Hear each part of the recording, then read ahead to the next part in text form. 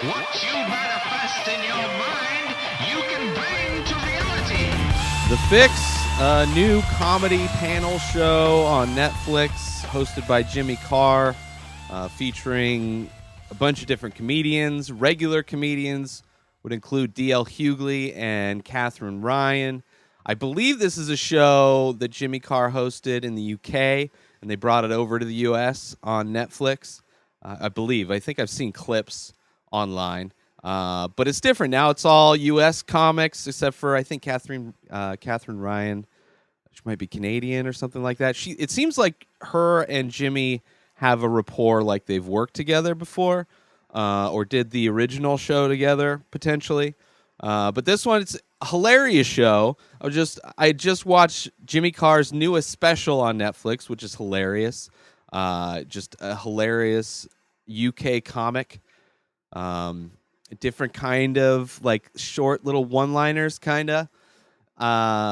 But it's great. He's great. He's great hosting the show. The show's hilarious. Each episode, they try and fix a social issue, like social media addiction, immigration, artificial intelligence, gentrification, the aging population, the gender pay, global warming, guns, opioid crisis, and the wealth gap. And so it's mixed with, them kind of riffing on different things. Each side will have kind of their ridiculous, obscure fix for the situation.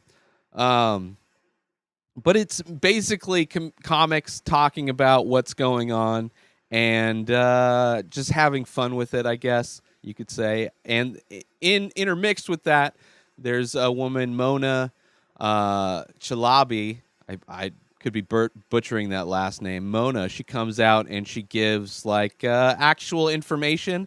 So it's a little bit more educational than just a bunch of comics talking about a subject. But overall, I really enjoyed it. I binged through the whole season. There's 10 episodes.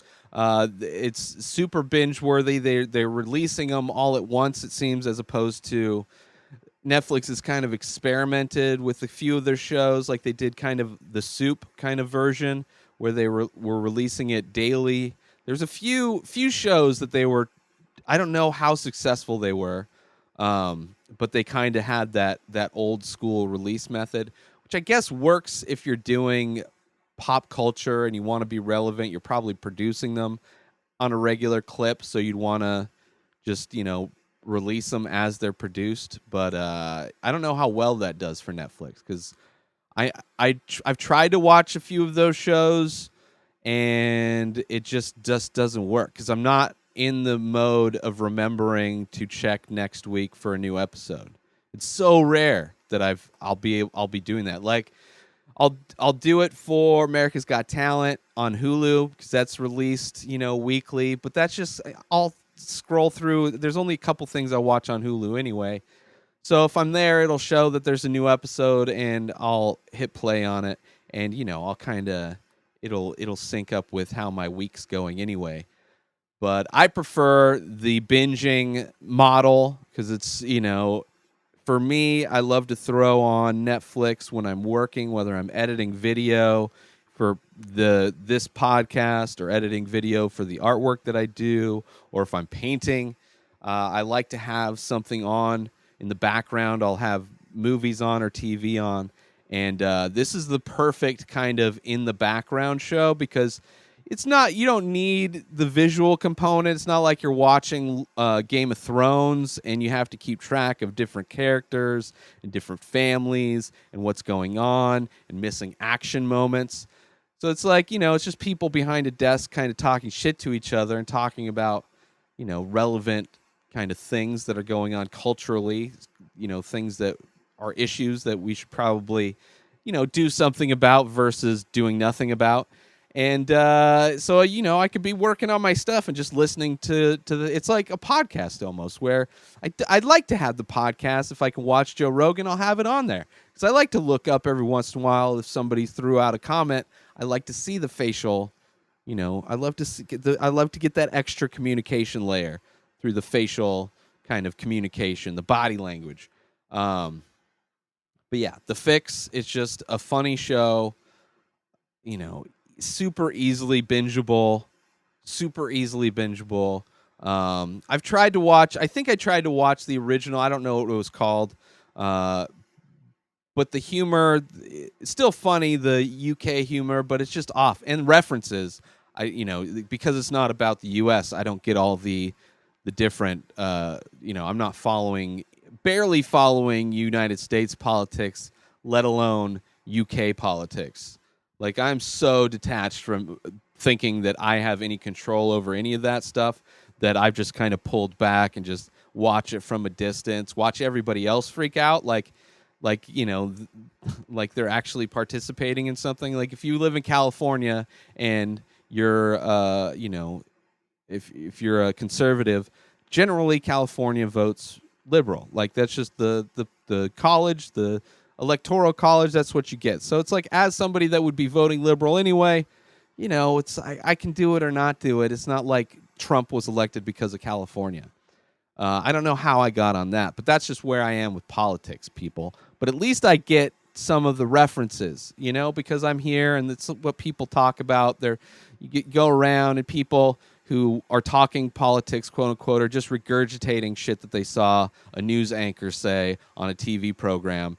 But I don't watch the news either. It's just like, I'll figure if some crazy shit's happening, I'll know. If there's bad weather, I'll know. If another famous person dies or is Me Too'd, I'm gonna find out. I'm gonna find out all these things through osmosis of living amongst the humans.